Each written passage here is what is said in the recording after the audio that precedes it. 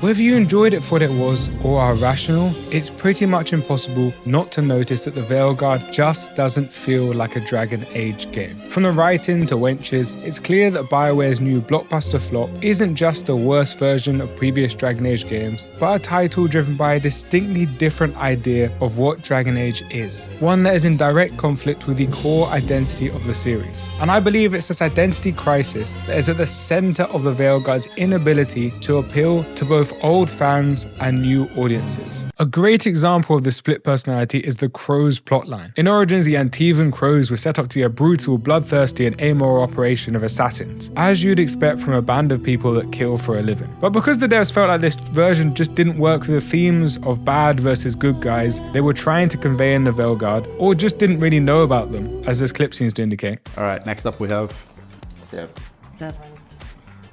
Daddy issues. I'm gonna be honest, I don't even remember him. I don't remember much about him. I don't remember. This guild of assassins was transformed into a mere caricature of the original. Despite being bloodthirsty killers, the Crows in the Veilguard are presented as generic good guys. The Crows rule Antiva, and Treviso will be free. Who just want to protect their city through stabbings.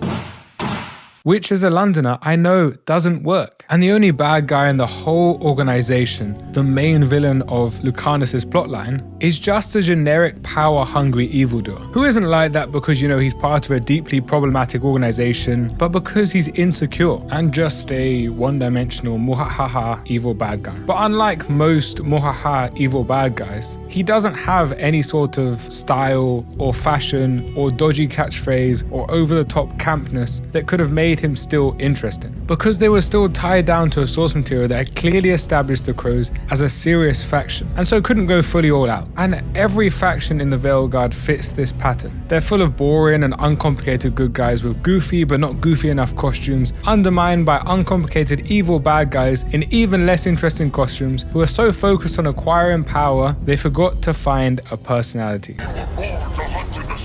And it's our task to root out the bad guys so the good guys can take charge. There's no real question of what are the good guys going to do when they take power? How does society produce such people? How do institutions work? What are the motivations of the bad and the good guys? It's quite simply, these guys like power, these guys fight for people rather than power, and that's why they're good. It doesn't matter if they're assassins or thieves, it's all completely one-dimensional.